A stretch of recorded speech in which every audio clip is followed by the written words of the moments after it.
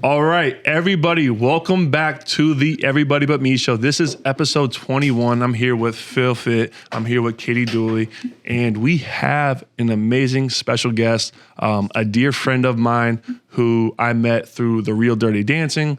We danced together. We were cabin buddies. We lived right next door to each other, and we were able to decompress, talk, and learn. And this person, she grew the most in that whole experience. And I'm so excited for everyone to meet her. I'm so excited to have her on because she has become a big sister to me. And Brie Bella from the WWE, the superstar. Are you a Hall of Famer yet? I am a Hall of Famer. She is a Hall of Fame wrestler. Let's go. I mean, she is the real deal, Holyfield. And it is just an honor. And thank you so much for coming on here and joining us and bringing your wisdom on here because you've been married for 8 years. And this is the Everybody But Me show because everybody is in a great relationship here, but me. But you, I know. And you know what's crazy is when I first met you, Tyler, you actually had just gotten out of a relationship. Mm-hmm. So got my heart broke, dude. You did. I remember you were heartbroken, and I was blown away because you're a really great guy. So it was that girl's loss for sure. But so I feel like we've had a lot of good talks like this. We did. I mean, Brie was probably, she helped me get through a lot of that, because it was great because that show happened literally a week after the breakup, right? So it was I can totally tap out from everything and just focus on the show and not think about her. And it was a great way to heal and kind of start to get past it. And Brie was right there next to me, helping me get through it, talk me through it. I'd say things or ask her questions, and she was just someone to lean on, someone to give me advice. And for that, I'll be forever indebted and thankful for. Aww. And I love it. And that's kind of how our relationship started, And it did. And so Brie, we have a big day here. Today we're talking about arguments. The topic is arguments, and when we were talking about what we were going to talk about, and we brought up a whole list of possible topics, this was something you felt passionate about. I don't know, maybe because you're a fighter, you love to argue, you love to fight. I don't know. This is the one though where your eyes lit up. I saw the Brie Bella thing coming off the top rope come out a little bit. Yeah, well, maybe it's because I'm also Mexican, Italian, Scorpio. Holy the trifecta. enchilada. I know. And let me tell you something. My husband says I can't use any of those as an excuse. I'm like, DNA is DNA. And astrology is astrology. I mean, you can't fight energy and your blood. I mean, that's what I am. So, no, I think, the funny thing is when we were talking about what we should talk about today, arguments kind of stood out to me when we were going through it all because I feel like it's one of those things that a lot of people will kind of bypass in relationships because we feel like it's natural to argue, like, oh, it's fine. But we never kind of sometimes go into the deep parts of arguments. And I've been married 8 years, so I've done a lot of therapy on this. And I think my husband and I, it's funny, we both had to learn how to argue because I'm a little pistol. So like I can just go from 0 to 100 so quick. And he's not like that. So he shuts down. So he has to calmly talk about things. And we have to take a minute to sit there and digest and think about our argument and then talk about it, which to me, I was just no, I can't do that. But over the years, I really had to learn how to argue. And I never realized there is an art to arguing. You can argue and have your opinions, but you just have to do it in a very soft way, which for Brie Bella, that's not normal. Well, Brie, we start every show. So this show is cool. So this show, we can play music. So we have music breaks. We have call-ins. So people that are listening right now, we have a ton of new listeners. When you later on, you guys get to call in. You get to talk to Brie. You can talk about arguments, whatever you want to talk about. So we're here for you. Brie's here for you. So stay tuned for that. But we always start the episode with a hard-hitting question, and Katie's going to give it to you right here. Here we go. So what have you compromised in a current relationship or a past relationship that you regret? And Tyler, you'll have to answer this as well. Oh, shit. I thought this was just for Brie. No. I want to know from both. All right, so we'll give you a minute to think about it. We're going to go to a song. Do you have a song request for us? So I'm a Lumineers girl. Do you guys like the Lumineers? Mm-hmm. Yes. Come on, you guys. I don't even know what the Lumineers is, but You will. No, Tyler. When he hears the song, I'm sure he will. I was just listening to Young Jeezy on the way here, let's- Brie. Let's do Lumineers Ho Hey. I feel like everyone. Okay, I'm gonna need some spell checks here. Ho hey, is it HOE? Is it HO? HO space hey HEY. Okay, my bad. I don't know what Lumineers Tyler's was thinking on. about different. I had a couple beers before this. I'm a West Coast girl. What does that mean, Brie? I met some. Yeah, I feel like West Coasters, our style of music is different Yeah. than from the East Coast Yep. and South and all of it. I feel like we all kind of jam differently. Yeah? Well, we're about to hear your jam right now. So I'm about to hit play, and we're about to hear the Lumineers. Here we go. And we're back. And we're back. All back. So I'm a Lumineers guy now. Right? That was great. You know, I just envision myself listening to the Lumineers. Like, that's like the most nice, happy, like I got my arm around this girl who I'm really into. The sunset's hitting. I'm probably on the boat driving home. But it's only just There you go. But it's just you and Harley. It's so, just- like, it's you just know a- the days of winter you talked about? the what? The 2 days of The winter? 2 days of winter. There you go. That's like it? Lumineers, those 2 days of winter when you're roasting your Christmas tree on the fire. So now, whenever I hear songs from the Dirty Dancing, I think of you and the rest of the crew. And when I hear Lumineers, now I'll think of you even more. Oh, good. I love that. All I'm right. the same. When I hear all those songs, I think of the whole cast. Oh, it's the best. I have them all downloaded now just because I still jam to Yeah. them. All right, Kate, hit us with the hard-hitting question. All right. I want to know what both of you have compromised in a current or past relationship that you regret. Yeah. So it's actually funny that you bring that question up because I was actually just talking to my life coach about this literally 2 days ago. Because so a big thing, and I feel like a lot of women can feel me on this, that I compromised is because I was the one to birth the babies. I think we just naturally take a step back in our careers, what we're doing in our life. And it's a beautiful thing to have babies. It's beautiful the fact that we get to go through the whole 10-month journey. We get to birth them. But what I realized is when you do that and you compromise that my husband, he got to keep going in his career. And there was no setbacks or anything because I just kind of took all of that on.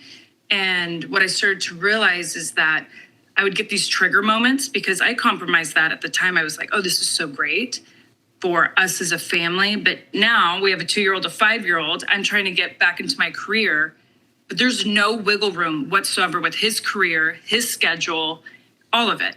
So when I have something, so much gets piled on me, or I just have to say no.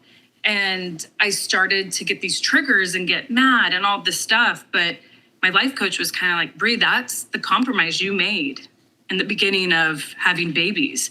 Like, I can't just take that back. That's not fair to Brian and to our relationship. So I'm like really working on that right now. And not that I regret it, but I wish someone would have told me how different it would be years down the road. And maybe we could have worked out a deal. Like, I kind of look at Tom Brady and Giselle and I'm like, yeah, she probably was like, you know what? It's my turn. He went back to the Buccaneers and I'm sure she was like, oh no, that wasn't the compromise, right? So she's like, bye. So I'm kind of like, I'm like, that's a hard one for me that I wish I kind of had someone sit me down and maybe Brian and I could have just came up with a little bit of a different plan instead of like the one that we ended up doing. Well, I think I have two questions. So my first one is, you guys are both professional athletes, Right. ultra competitors, you know, as big as it gets to in your own worlds, you know, at the top of the game. So I feel like when you're making that compromise to have those babies, it's also probably hard to see, you know, someone else out there doing and living and the life you live too, you know, but you can't do it. And like, and you can see it in your eyes. You can see it in the way you go out there and attack the ring. That's your passion. That's your love, you know? So it's like having that, not being able to do that, you know, and having to take care of the kids and be pregnant and see someone else also do what you do, I imagine is really tough. It was so hard. And it was really hard, especially, you know, we fought so hard for women to get equality and get more time. And, you know, Brian had gone through a lot of stuff. And at the moment, I felt like maybe bringing like me retiring and having a child would be good for him because he was kind of forced to retire, even though he ended up going back and he was fighting depression and dealing with a lot of concussion issues. He actually would go to Jupiter a lot to go to one of your guys' spots. There's like a famous brain doctor there that helped him. And I just thought like it was so great at the time, but I think I was just living so much in the emotions of what would be great for him. But I wasn't like at all taking a step back. Like, this is really hard for me to walk away, because it was. The night I retired at WrestleMania, I had a match, and I remember I had no idea, but they had taken away the Divas Championship and made the Women's Raw Championship. And all these big things were happening. I'm like, and this is the moment I'm leaving? But so yeah, it is, Tyler. It's really hard. And those are moments I still deal with, of just like, I have the urge sometimes of making a comeback, but I can't, because Brian's on the road weekly wrestling. So those are like those triggers I get where I'm just like, whoa, like, I wish this all was a little different and easier, but it's not, which is fine. I have 2 beautiful children I absolutely am obsessed with. They're my biggest accomplishment in life. But, it's hard, someone like me in the career I have. Like, it's hard to balance it all. I feel like the day-to-day, like living day by day, thinking about like, damn, I wish I could do that. But like in 5-10 years from now, when he's retired and you're both at home working, and you guys both get to raise the kids and do all that, I think that's when it's like, like everything you want is finally there, and it's part of the grind, part of the hustle, it's tough. Yeah, it's true. Yeah. So if he does ever retire, he always says he's going to. He keeps going. My second question is, this might be a birds and the bees question here, but I thought babies took 9 months, not 10. No, it's 10 months. It's 10 months? Yeah, it's 10 months. What the hell? Yeah. Who taught me wrong? No one taught you wrong, because everyone says 9 months. Yeah. And I remember. Did we add the part where you do it? Is that what we're missing out on? I think what it is, it's the part they forget is, I can't remember what part. I had to ask my OB, because when I said 9 months, they're like, well, actually 10. And I'm like, wait, what? And I was like sitting there pregnant. So You're like, shit, not another alone. month? Yeah. And I'm like, oh, maybe I should know that. I can't remember why it's like that. I think it's the time that the baby actually really comes. It's really 10 months. It's been cooking. Well, I don't know. I also think it's because people don't count the first month because you don't really know you're pregnant yet. Maybe that's what it is. Yeah, it's Could be. It's very new. Could be. Well, Yeah. when I put a bun in the oven and I have a baby one day, I'll come to you and Phil and for some guidance, because I'm gonna need a lot. The good part about it, we don't have to carry the baby. Cheers to you women. Yes, for real. Yes. Thank you. So It's your turn. Yeah, I know you're trying to avoid answering this. all right. So for that question, things that I compromise that I regret. I think a lot of people can attest to this. When I'm in a relationship, I go full in and dive into that relationship, and I kind of neglect the things that also matter: career, relationships with friends, family members. Like, those things start to get pushed off because I'm so worried about making sure that person's good and happy, and like I'm kind of a pushover. Like, if I'm a lover boy, like, and we're together, like, I'm gonna make sure everything's good. I'm gonna see you all the time, and I think I've compromised work, friendships, family, all, in my prior relationships, and that's not a healthy way to go through a relationship and whatnot. There was no balance. Yeah. That isn't healthy at all. I think Katie can attest to that. I mean, I was missing with my last girlfriends. MIA. Gone with the wind. And is it because you let them take control, because for you don't want to deal with confrontation, or you don't want to make them upset? Well, that was the biggest issue. It was every time I was gone and like not with my partner, an argument would happen. Something would come up, And so it was easier and like better for my sanity to just be with her, so I didn't have to deal with that stuff. Because when we were together, we were great. But when we're not, that's when all the issues happen. So I was like, man, I ain't trying to deal with this drama. So I just wanted to be with her more and more and more. And like, it kind of created like this toxic thing where I just wanted to be with her because it felt so good and felt so great, because I knew how bad it felt when I wasn't, because there was always something. Like, we argued about the dumbest shit. I hosted a group run, and I was hugging the other girls, for congratulating them on the run or whatever, like just being nice to people. And Like in an athletic way. yeah, and like I high-fived her or something. And dude, she blew up over that. Oh, boy. Right? And you remember that. Yeah, I remember that. I'm like, babe, I'm going home with you. Right. Like I'm sorry, I'm trying to like give everyone, some of me because I'm going home with you. And so maybe I handled the situation wrong, but that was No, you definitely didn't. And you did everything right in that situation. And this is where people and I had to learn a lot. And I feel like everyone does in relationship is that's her own issue that she needs to work on. Mm-hmm. And there's a lot of times where we all come into relationships and we bring issues we didn't work on from the past, from childhood. So we bring it, and when we get those triggers set off, we want to blame the person we're in relationship with, which isn't fair. And there was things I realized with Brian in the beginning when it came to arguing. I was arguing over stuff that I was hadn't dealt with from childhood. Mm-hmm. And that's why the minute that I say life coach, because they help me. She helps me so much more than she helps me with business and life and emotions, all of it. But it was the minute I worked on myself, I was better in relationship. Mm-hmm. I was more secure. I had more confidence, zero jealousy. There was I think a lot of people are blown away by Brian and our relationship. There's zero jealousy, but we both work on ourselves. But I think a lot of people don't realize in relationships what the negativity they can bring. And it triggers all arguments. If she, I don't know who, her past or anything, but you hugging girls shouldn't be anything bad. Do you know what I mean? Right. That's, she's dealing with something else from the past. So that's too bad. But you should be able to be in a relationship, even long distance, and not have to argue. Mm-hmm. No, and the problem is I would just be yeah, okay, I'll fix it. I was trying to fix something. And then at the end of the day, there got to a point where I was, I can't, something's wrong every day. And I got to the point where I was what's the issue? I try to get to the bottom of it. I was I can't make you happy. I can't do anything right. What are we doing, Right. See, that's just a toxic relationship, which I do believe you can get into relationships where someone makes you more toxic. Mm-hmm. I look at my last relationship and I'm embarrassed sometimes when I think of the way I acted, but that's what that person brought out in me. Me too. And then,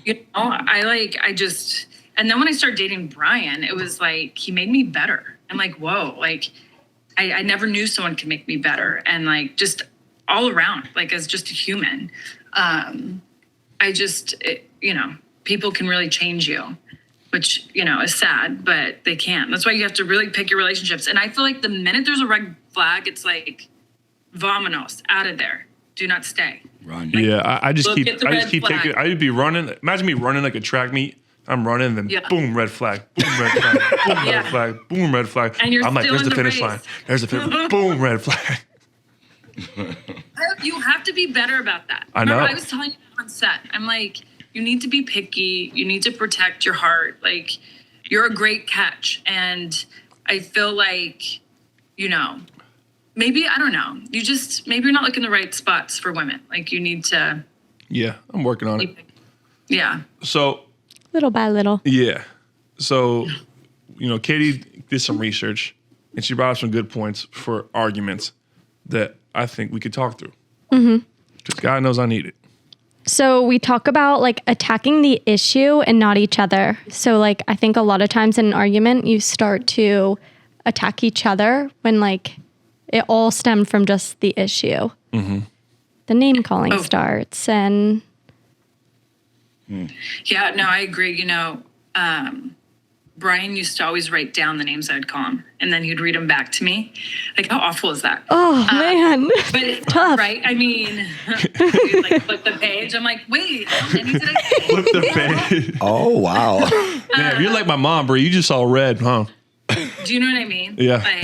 I kind of feel the Sonic the Hedgehog, when he's going, his head catches on fire. I'm like that.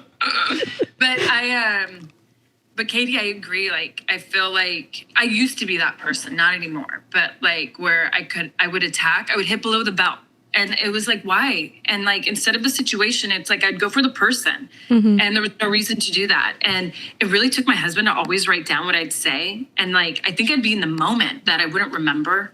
And when he'd read it back, I'd be so embarrassed. And I was just I don't want to be that person. I don't want to say those things. This was way before kids. What taught him to write things down? Huh? What taught him to write things down? What would he write down? What taught him to write those down? He writes everything down. Really? He's always been. He writes everything. I mean, he will write down. I mean, my husband has like 20 notebooks. Like he writes down. He journals when he has ideas for matches. When he read a really amazing book and he wants to write it write all about it. Like he writes. I found like. I mean, I even found how many people he slept with. I'm like, wow, you even write down like the people you slept with? I found that list. And he slept with more people than me. And I was like shocked by that. I'm like, I can't believe you slept with more people than me. It's crazy. And like, it was like hilarious. And then I found, and I was the last one on that list, which I couldn't believe my name was on that list, but I was the last one. Thank God. That's a green light. That matters the most. Yeah. Right? But still, I was like, I don't like seeing my name with all those other people. At least have me bold or I'm something. just impressed that you saw the list and you're still married. I'm very impressed with that. Well, so it was when we first moved in together, which we were on different brands. So I think I was on Raw at the time. He was on SmackDown, and he was on the road. And like, come on, we just moved in together. And like sitting there, like had to Snoop. It was so awful. So I'm like one day, and I knew he wouldn't walk in because he was gone. And so I'm just like reading through his journals, and then I found the list, and I was like, the fuck? And I'm just like going through it, and I was like, I mean, I didn't know anyone. Well, actually, there was one person I knew. But other than that, I didn't know anyone. Yeah, if it happens before you, who cares? It was before me. Yeah, whatever happens before doesn't count. Okay. There's a lesson right there, though. If you ever go snooping, you're always going to find something you don't like. That is very true. You'll always be mad about something. Yep. And it could be the smallest thing, too, and you'll still be pissed. So don't snoop. Right. And it's almost like you snoop because you want to find something bad, right? Yeah. It's like, why am I snooping? Like, do I want to find like, well, he's not perfect. I need to prove it. I need to prove that he's not perfect. You know, it's like, but yeah, so that was like our whole like first move in. He would write down the mean things I would say. And you have to understand, my husband doesn't drink at all. So he's been sober his whole life. And I drink. And especially like when we started dating, I was the party girl. He was the straight edge guy. So like, think when you're drunk, the stuff you say. And I would always be like, no one else remembers. You remember. But it helped me. It helped me. I guess he was my first therapist in a way. Yeah. And that's good. I'm going to steal your husband's thing of writing down the names that I'm called. Oh, So- you get called a lot of names? Yeah, my wife's Italian. There you go. Did I say that again? So I'm going to use that. What's the most common it. name she calls you? I don't know if I should. Listen, Brie, I don't like to curse. My wife curses. You effing asshole. You da, da, da. I'm like, really? But now I'm going to write it down. I'm Yeah. going to show her to it. I got it from Brie. Brie told me to do it. Yeah. Well, and I will Yeah, say, you'll be sitting down, cross-legged, like, well, you called me this. This, and this. the best is like one of them. I remember he's like, "You called me an idiot," and I'm like, "That's not even bad." He goes, "No, that's bad. Idiot is bad." And I was like, "Gosh, oh, I can't say idiot anymore." But I don't say that. But I just was like, but it did. Even though it'd make me angry, it helped me because when he would read it, I'm like, I should never say those things, especially the person I love. That I'm in a relationship with you. We decided to move in together for a reason, and now all those things I said is not the person you are. So Yeah. kind of going back to what Katie said, it's like I really had to look at the situations of why we would argue or like what would bother me. And it always went back to something that didn't even relate to him. It always was something that I had to like deal with on my own, and my issues from growing up and being in bad relationships. I was in a lot of bad relationships before him. And so I just really had to like shake those off and realize like I'm now in a good one. Appreciate it. Be grateful. So I learned a lot. It took Which a I long think time. leads to why you went and tried to search for bad, because you were so used to bad. And Right. you would try to find something to get you back to being what you were subconsciously comfortable with, was someone treating you negatively when you have such positivity, such a good relationship in front of you. That's something that the Yats taught us. Yeah, we just learned Yeah. about that last week, how our brain literally goes to what it's used to no matter what. So it's like, even if it's self-sabotaging, it's still easier because it's used to that. But he says we have to reparent ourselves. Something what you talked about was like, going back and learning the things in your childhood that have haunted you and hurt you and traumatized you, and reteaching yourself and reparenting yourself, like it's okay, like you can get, this is how it's supposed to be, and what is Brian is doing for you now. Exactly, 100%. So it's so true. And he had to deal with, he had an alcoholic father, so like dating a girl who drinks, and even though I'm not an alcoholic, but like just he had to get through that. So, but we both did, and that's why we're still married. That's awesome. Yeah, that's awesome. That's what it's about. So here's another key point for arguments is knowing when to compromise. And I think we all get in these relationships and we get into these arguments and we fight, and then we want to fight until a point like until we have an answer right then and there. And sometimes you gotta just step away. Right? That time right there probably isn't the best time to compromise because you both are hot-headed, you both aren't happy. That's something I struggle with. I won't sleep if we're in a fight. I'm the same. You're the same way? Yeah. I'm the same. And so it's like learning to control that and like knowing like, you know what, tonight's not the night to get through this. Let's sleep on it because sleep does so much for I just watched the whole thing on sleeping and but like sleeping on it can help you come tomorrow with a clear mind and get through it actually. I think you just end that. Sorry, Phil. Okay. You end that argument like letting each other know like, hey, I love you, but right now we're going in circles and let's revisit it. Because if you just go cold turkey and then you try to go to bed, then it's like somebody's going to be up all night because they don't have that clarity knowing you're okay. You're just coming to revisit it. I'll have the nervy squirts all night. That's foul. It's seriously so foul. I've always been taught, and we try to do it in my marriage, not to go to bed angry. So I find it very important, and I love you, Amber, but my wife she wants to throw down, and I'm the kind of the guy that shuts down. I get quiet when you're yelling at me. I'm like, all right, little boy, Phil comes out. Yeah. So you're like my husband. I feel like your marriage is like mine. And Brian, I tell him a lot, like I have to talk it out before going to sleep or I can't sleep. And he's the type, he's like, I need time to like digest everything that just happened. And so I learned like to give him his space and know like he will come back. But I've also learned that I have to let go of ego. So if I'm in the wrong, I'm the first one to say sorry. And I'm also the first one to be like, I told him I got upset at him yesterday. And just with something, I had something planned and he's like, oh, I'm not going to be home. I'm on the road. This is like December 15th. And I'm like, wait, what? I didn't know that. And he's like, I thought I told you, whatever. Miscommunication, right? I got angry. And a couple hours went by and I'm like, you know what? I'm sorry. I did not mean to get mad at you. I'm mad at the situation. I'm mad that your career never allows wiggle room. It is what it is. It's weekly. There's like, that's it. And I get frustrated at the fact that I'm the one who has to have all the wiggle room, but like your career has zero. But that's not on you. That's what it is. It's just what it is. So I was the first one to say I'm sorry and to like do that, which he appreciated. So It does. It goes a long way. It does. And so I feel like I'm always the one who has to be the first one because I'm usually the one who's The wrong. Me too, I think. Yeah. But then when that person's like, I'm not sorry, I'm like, ah! yeah. That is the worst. Yeah. Or when they act like they had no fault in the matter and you're kind of like, you have to swallow it and you're like, well. That was my last relationship. Like, we'd have a clear issue, like, and I would bring it up. And then she would just spin it like, no, like it was, someone taught me it was gaslighting. And they would spin it around on me. I'm like, whoa.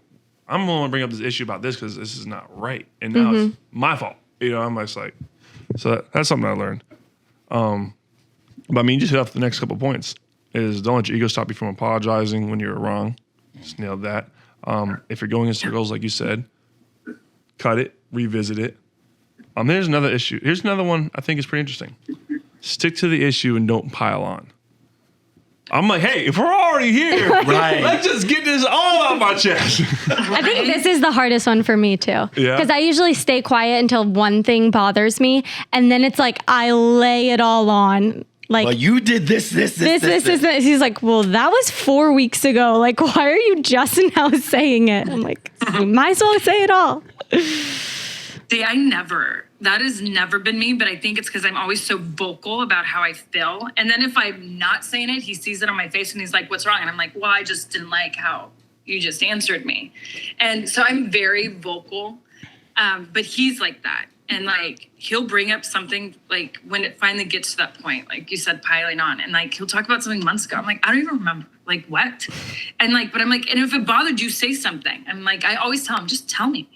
But I also have a twin sister. So I'm used to like just yelling at someone or arguing. And then we're like 2 minutes later, like, let's go get coffee. And like he's always blown away. He's like, you and your sister like tear each other apart. And then like you guys go drink wine together, like in the same exact 10 minutes. And I'm like, yeah, we get over it. Which is kind of bad. But also, yeah, he's not like that. So I've had to learn to know like, when all of a sudden the floodgates will come when he opens up. But I'm constantly letting him know how I feel all the time. So good and bad. So my question, like, so my last partner, like, so 2 partners ago, I would just let things build up and build up, build up. And then all of a sudden I would just get really quiet. Right. And then it would come out, and then a lot would come out, and it'd be a lot for that person to take on. And so then it would lead to, you know, a bigger argument and things. And it would just lead to like a long, rough night for us, you know? Right. We'd argue, we'd go to bed. She'd go to bed. I wouldn't. You know what I mean? The next morning, we'd figure it out, you know? I'd have the nervy squirts. And then... and then my last relationship, I was like, yo, I can't be that person anymore. I got to speak when something bothers me. And so now I was like, I'll just tell them, like, hey, this bothers me. And then like it was like this. So then it got to the point like she's like, you tell me something bothers you like every, you know, because like I'm like, it was egregious, like shit was bad, you know what I mean? And then, but then it started making me doubt or question myself, you know, like, am I right for thinking this or wrong for thinking this, you know? And so, you know, I struggled with that. But I think I got to the point where I was just so out of patience because of my last relationship. It was like, if I'm going to be in this relationship, it's going to be the right relationship. It's going to be the right way. And then I got to the point where I was like, okay, this is not, like, things aren't changing. Things aren't getting better. And that was the first time I ever broke up with somebody. I was proud of myself. Wow. That had to be hard. Was it hard? It was hard. It was one of the hardest things. It was one of the hardest things I've ever done because I've never. Were you so nervous, like, when you actually, like, had to make the call and do it? Yeah, because I hate arguing. Like, I come from a family, like, love my mom, love my dad, but they argued all the time. They loved each other to death. They loved each other so hard and passionately, but they were just oil and water, and they just didn't mix. And so I got so tired of that my whole life. I just let everyone walk all over me. I say yes to everything, help anyone out at my own expense. And I probably still do that a lot. But you're getting much better. Yeah, I'm getting better. But like, it's because I hated arguing. I hate arguing so much. And then, you know, it boiled up with 2 relationships ago. And then this last one, I started calling it out. I still think that's like the right thing to do. If someone bothers you, call it out. Yep. Yes. I agree. Me too. Because I feel like too, then it eliminates the miscommunication that starts arguments. Like, I remember I wanted a different reaction from Brian. This was a couple months ago. It was something I told him. And I was like, are you bothered? Like, I just called out his reaction. He was like, what? And I could tell all of a sudden he wasn't just paying attention. He was in something, which I came up on him and just said it, not letting him finish his email, right? But if I would have just walked away thinking that was his real reaction, I would have been bothered all night. I would have not gotten sleep, then like blew up at him probably. But it was like, I'm so happy I called it out in that moment. Because like he was like, I'm so sorry, I didn't want to tell you, but I'm literally in the middle of doing an email. Like, say it again. So he just didn't hear me. But it's like, you know, but I am that type. Like, I always say how I'm feeling. And I feel like it's always kind of eliminated that miscommunication. Because I want to know. Like, I need to know now. Like, why are you acting like this? Why is it going like this? Like, I need to know. I'm the same way. I feel like I'm Brie and Brian. Like, I'm quiet. Yeah, same. But I'm also, I want to know right now what the issue is. I think it's with like people I really am like close to. It's easier for me because it's like unconditional love. It's like, hey, you're pissing me off, but I know we're going to be okay because like we've been all friends forever. If one of you guys annoy me, I'm like, that's not nice. But like if it's somebody like I'm not so close to, I'll just like stay quiet and then be pissed about it for a couple months. Me too. Yeah. So I got a question for, this is more so Balance. for Brie and Phil here, because you guys are the only married ones here. I'm sure we have some married listeners. What are the biggest issues that come up in marriage versus dating? The biggest issues come up in marriage. Wow. I mean, I think the biggest thing with marriage is that, you made this commitment to this person to spend the rest of your life with. But sometimes what we forget is that we evolve differently as the years go on, as situations happen in your lives. The older you get, children, that I feel like arguments, it's weird. It's like about where you want to live, the school your kids want to go to, like, or just how you just visualize your future. Like you just expect your spouse to agree with you, and you have to let them also have their own vision of what, they see their future and their happy place. And so, I mean, people would probably look at some of Brian and our arguments as a married couple and be like, I can't believe you guys argue about that. But to us, it's like, well, we're supposed to live as one, but we're two people. And I'm used to that as a twin, always getting looked at as, Nicole and I always got looked at as one instead of individuals. So I was used to that. But Brian, like, I don't know. I feel like that compared to dating, it's just kind of, I don't know what you think, but I kind of feel that. Mm-hmm. I'm agreeing with that. And back to what we talked about earlier is my wife was a career woman, but we have a 2-year-old as well. Okay. So after having a baby, her career is mommy, and she feels like she's losing herself with my career. Mm-hmm. So that's another thing with marriage. You can't just walk away. If you were dating and didn't have kids, you could just, this is not for me. Mm-hmm. Yeah. But you have to compromise being married. So that's 100%. And like a big thing with Brian and I is, I live in Napa Valley. I have my wine here. I have a lot of close friends, and this is my happy place, but it's not Brian's happy place. His is Washington State, but I have zero connection there. And I love visiting. It's great, but he wants us to raise our family there. And it's a big tug of war in our marriage. And I'm just like, Brian, the kids are at an amazing school. We have amazing friends here. Like one of my businesses is here. Like there's so much. We or you said? Huh? You said we have amazing friends here, or do you have amazing friends there? Well, that's what he says. Amazing friends. We always say we as married couples, though. We always say we. do. But you met yourself though on that one. It's very true, yes.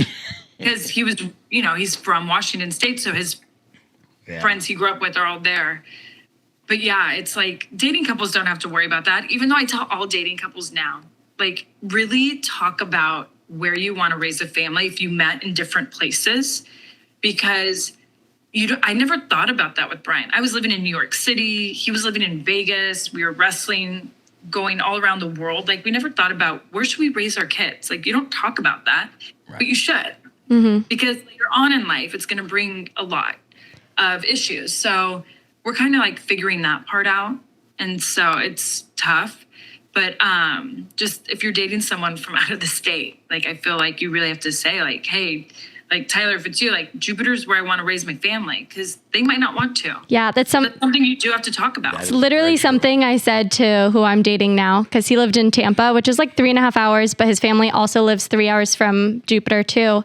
And I was basically within the first year of dating, I was like, I live in Jupiter. I have a house in Jupiter. I'm never leaving Jupiter. Just straight up. He lives in Jupiter now. But Now he pays.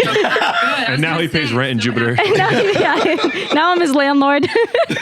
Yeah, but it's nice that you told him that, because even if he came and moved in with you for a little bit, he might have thought years down the road, okay, now it's Tampa.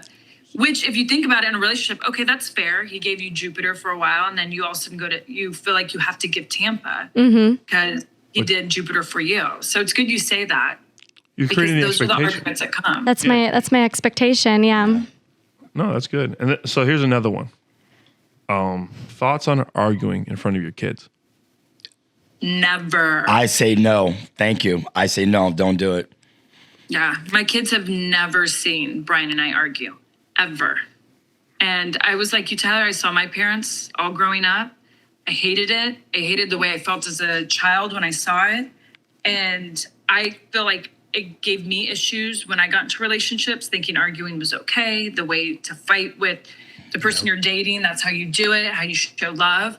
And I just do not want my kids to be that way. So they have never seen Brian and I raise our voices at each other. I have a different take on this because I can remember fights in my house as a kid too. But now, like, as we're talking about what a healthy argument looks like, we're all learning that right now in our adult life, where it's like, had our parents, and hopefully we all have the tools now to have healthy arguments, like if they were setting that example for us as children, then maybe we would grow up to have like a better argument, you know, because as long as I think if you argue in front of your kids, it's a healthy argument. You're showing that arguing is okay because it happens in all relationships. But then also like how you come to a compromise and depending what it is, like you're not going to obviously argue about something, you know? And not cursing at each other or stuff like that. Like you said, a healthy argument is okay. Yeah. And I think the reason why you can't argue in front of your kids, like as best as you possibly can to not make that happen, is because think about it. The things we remember the most in our childhood is the trauma, bad things. You know, we don't remember going to get ice cream with our mom or our dad.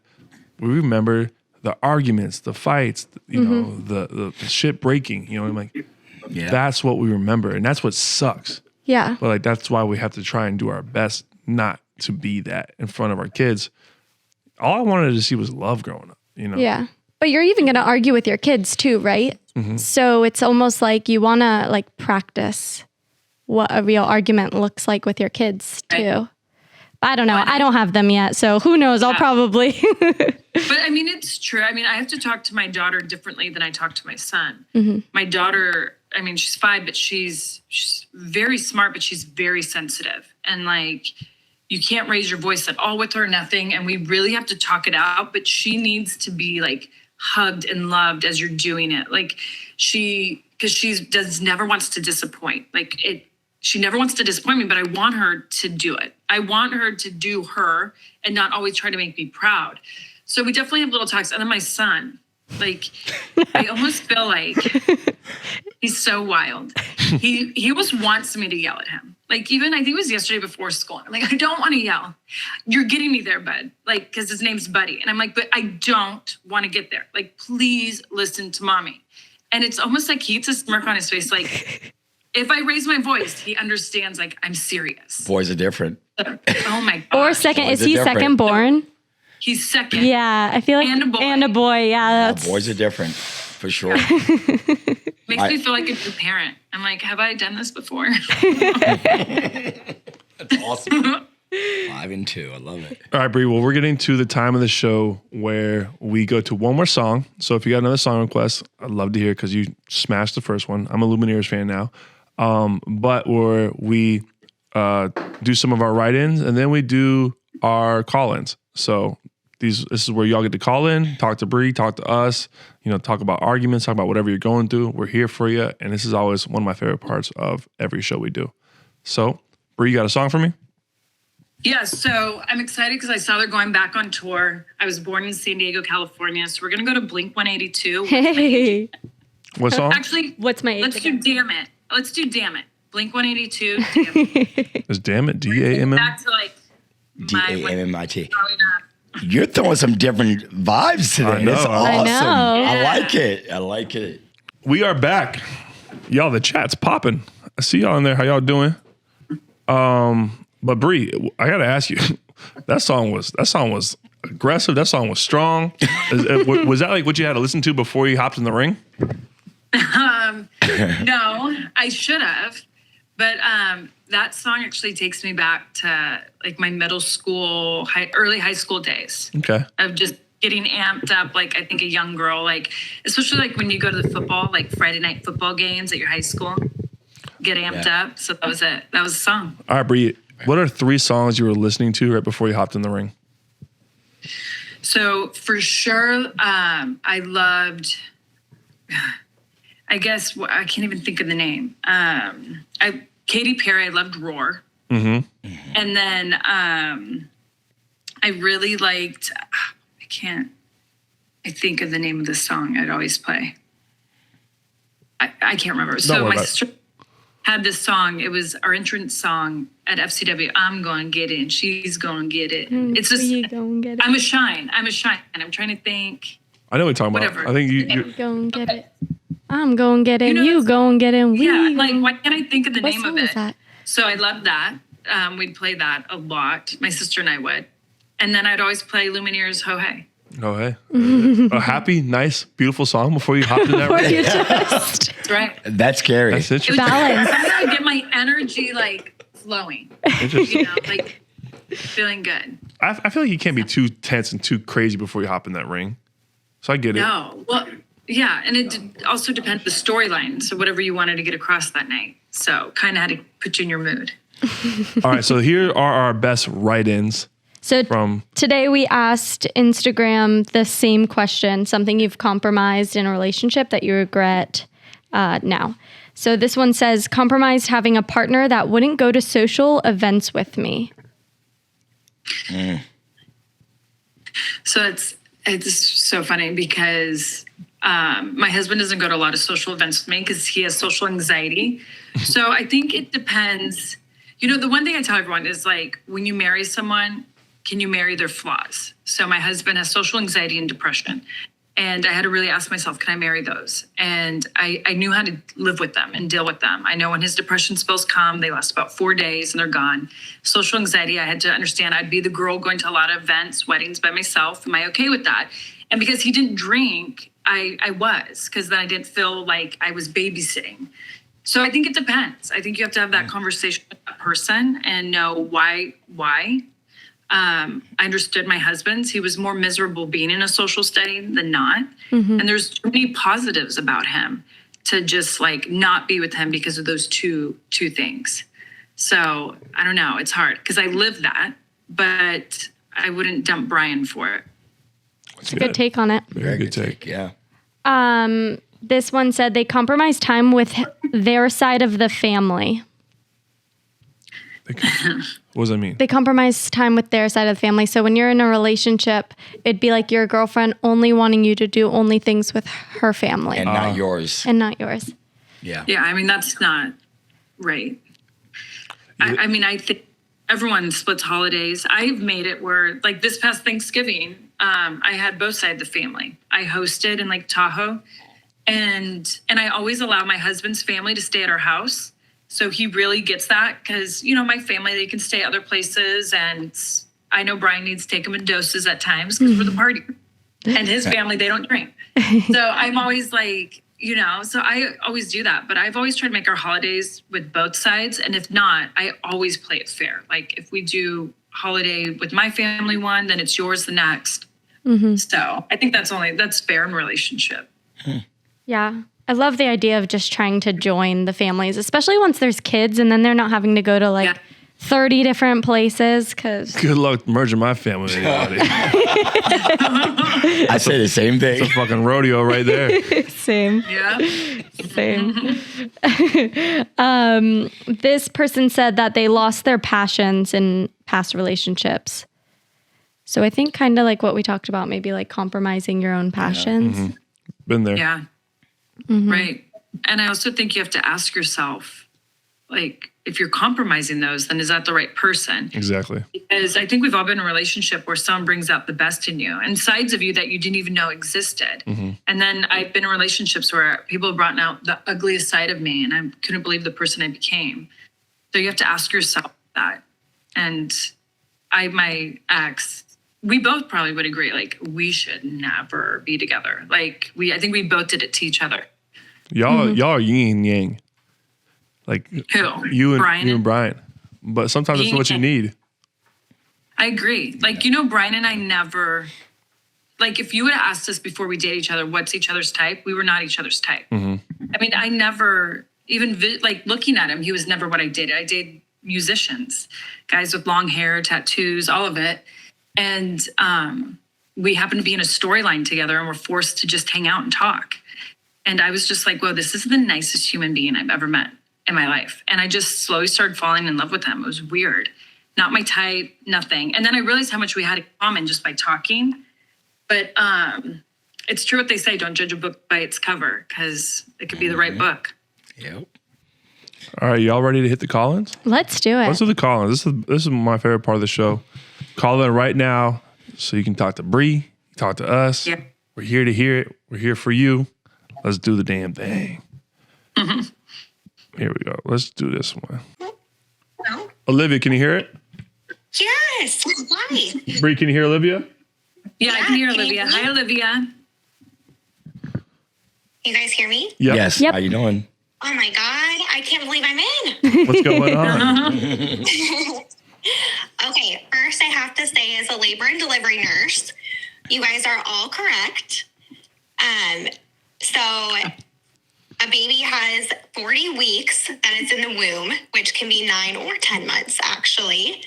So, yeah, there's that. Oh, good. I'm learning. But yeah, I have so much to say. Oh my gosh. Yeah.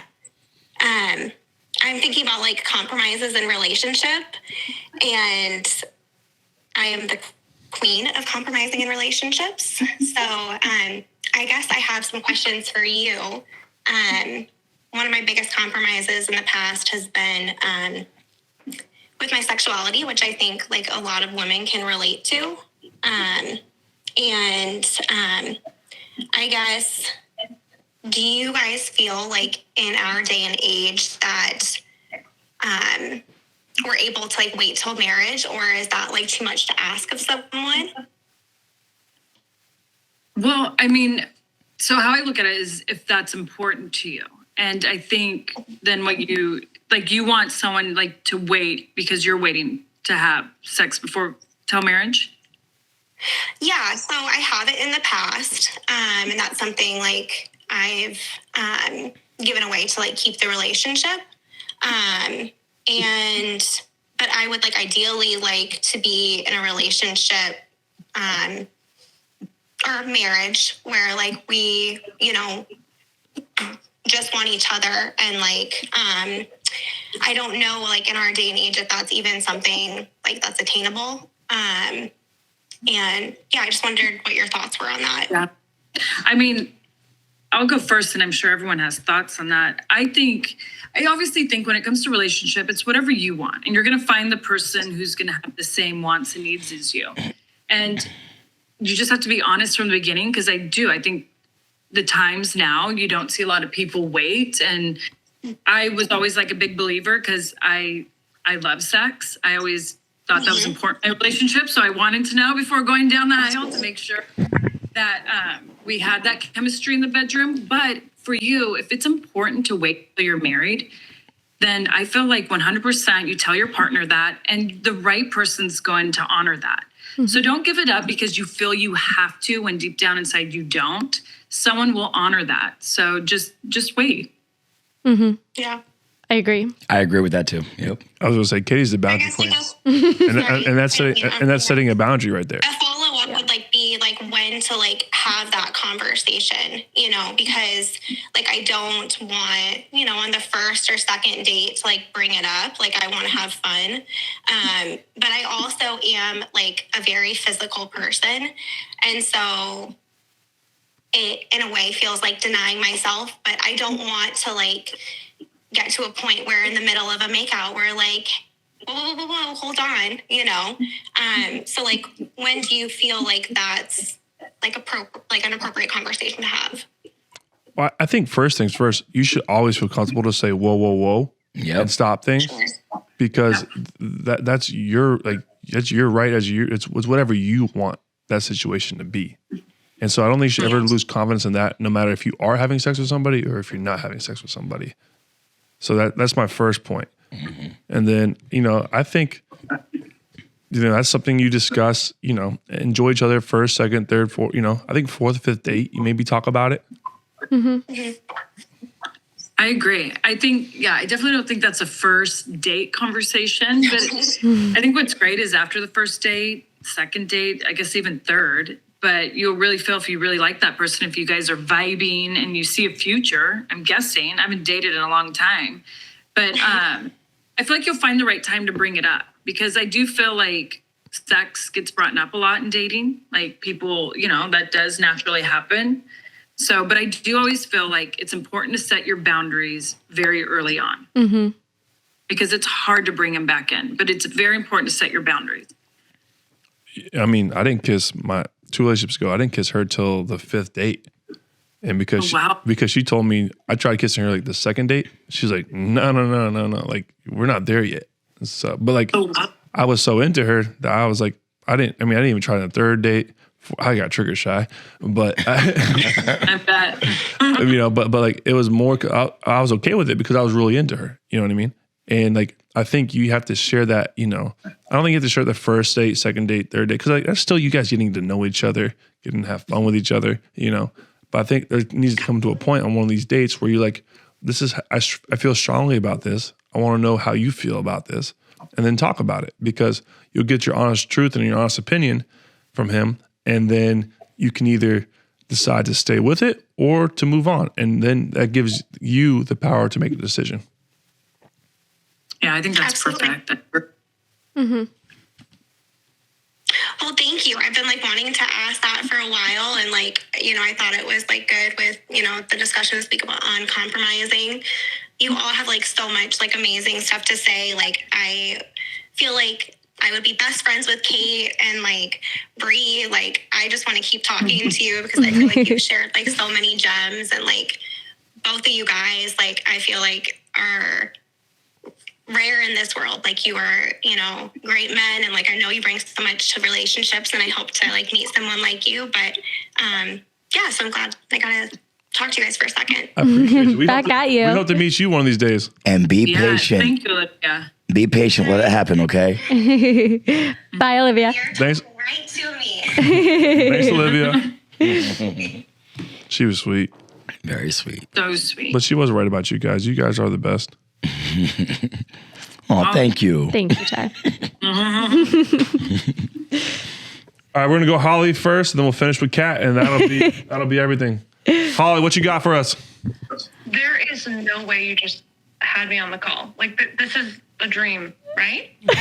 You're here? No, like, legitimately, there is no way this is happening right now. This has to be a dream. And I'm a behavioral scientist, so for me to say that, that's a pretty big deal. Well, we appreciate you calling in, Holly. Thank you so much. How you doing? Tyler, you and Katie and I were supposed to have a lunch on Monday together. Oh, yes. I know. Last Monday. I got caught up with filming. I'm sorry.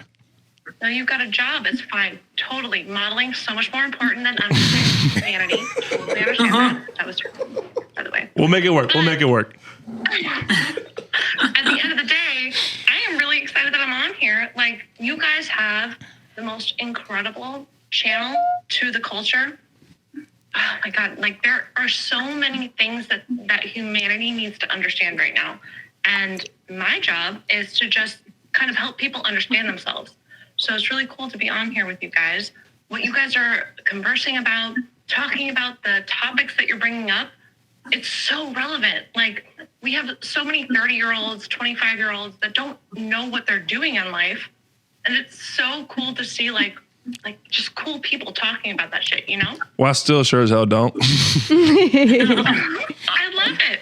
So. Okay, so the only thing that I want to say right now, like my 3 seconds of fame, is like, is there any way that I can come on your podcast as like an actual guest to talk about therapy, mental health, trauma, relationships, etc.? Because I have my co-founder's a clinical psychologist, so I've got a good amount of information to kind of like share with your following. Yeah, I would love to make that happen. I think that was a big hit with Yat, so I think that would be great for everyone to hear and listen. So, I mean, I definitely could learn from it. Also, I own an MMA league, which is kind of weird to be a behavioral scientist. I'm also one of 50 women in the entire like history of athletics to own a professional MMA league or any professional sports league. And Wow. I'm trying to kind of like dismantle toxic masculinity in that regard. So That's amazing. That Good is for awesome. here you. to talk about. Making great. moves, Holly. Hell yeah. I'm just trying to, save men through the most violent sport on planet Earth. Yeah, Kind of weird, but it works. It has worked so far. amazing. Well, Holly, we will definitely set that up and make that happen. We appreciate you calling in. Thank you so much. All right, we got Kat on the call. What's going on, Kat? Hi there. You guys picked a great day to pick up my call because I get to rub it in a little bit and say, sorry, Phil, sorry, Tyler. You wore the wrong colors on Saturday. Oh, yeah. We did. But yeah, I wanted to kind of bring a different perspective and just say that, like, arguing, I feel like is not always bad in a relationship. I was in a relationship for a whole year, and we never once had a single argument. And my friends were like, oh, red flags, you know. And I was so convinced. I was like, no, this means, you know, we have a healthy relationship. Like, we don't argue because we get each other, and we're compromising and we're understanding each other. But looking back, I realized it was a major red flag. And it just meant that, like, you know, the passion wasn't there. And maybe I was bending over backwards a little too much to make sure everything was perfect and moving seamlessly. So yeah, I wanted to bring that up and see what you guys think. If you also think that not arguing can be a bad thing sometimes. I mean, I definitely, of course, think so. I think it's natural. It's human nature to have disagreements. And just in a relationship, you're not, you know, you're going to be your own person, have your own opinions, your own dreams. The way you live is just going to be differently. So I just feel like that brings on, you know, I wouldn't say so much arguments, but just feeling different. But like you said, bending over backwards isn't healthy in any relationship. And I just feel like you do have to be honest in a relationship with how you feel, how you see life, how you want to live. And those are important conversations in the beginning. They might turn into arguments, which is what you don't want. And it's definitely how you argue for sure. So, but I think, you know, for you, like you saw in that year, you just kind of let the relationship be to his liking and not to what you liked. And I think that was the major red flag, right? And so your next relationship, don't bend over backwards for anyone. Girl, you just put it all out there. Anytime you feel something, let that person know, because you deserve a relationship you want, not what the other person wants.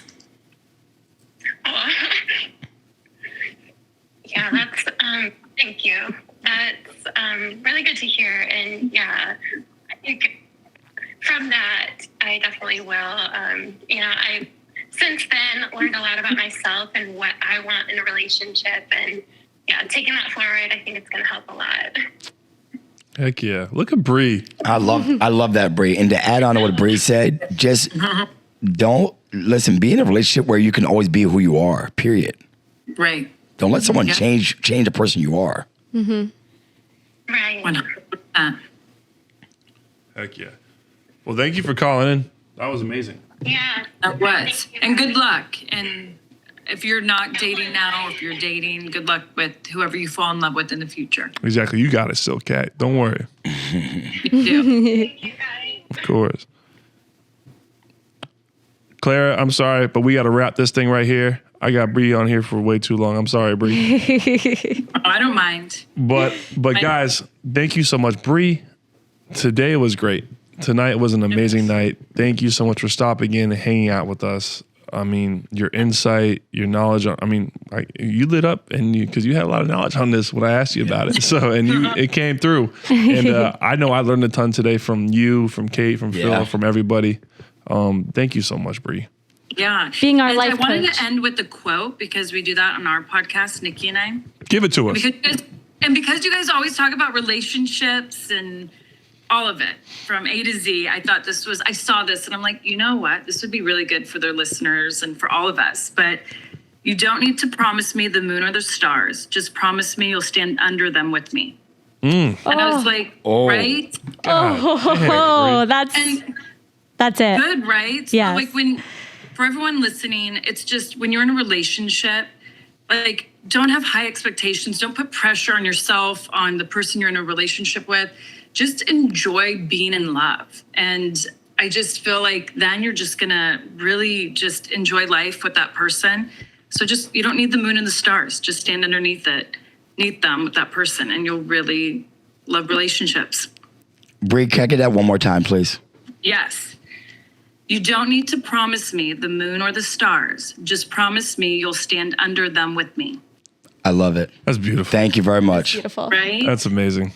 He just voice memoed that because that was so great. That was a good one. Good. Perfect. Brie, Something we all know. way to end it. That was incredible. Guys, thank you so much for tuning in and hanging out with us tonight. That was an incredible episode. Probably my favorite one yet. Yeah. Brie, I mean, you've become such a great friend and a big sister for me in this world. And I can't thank you enough. And, you know, keep doing you, keep being you, and keep being my big sister, please. And we'll see you in Jupiter You know soon. I will. I'm going to get you here in Jupiter soon. Yes, I'll Yes. see you guys in Jupiter. Yes. We'll have some fun. All right. Well, that's episode 21 of the Everybody But Me show with the one, the only WWE Hall of Famer, Brie Bella. Thank you so much. Y'all have a wonderful night and get some tacos and some margaritas.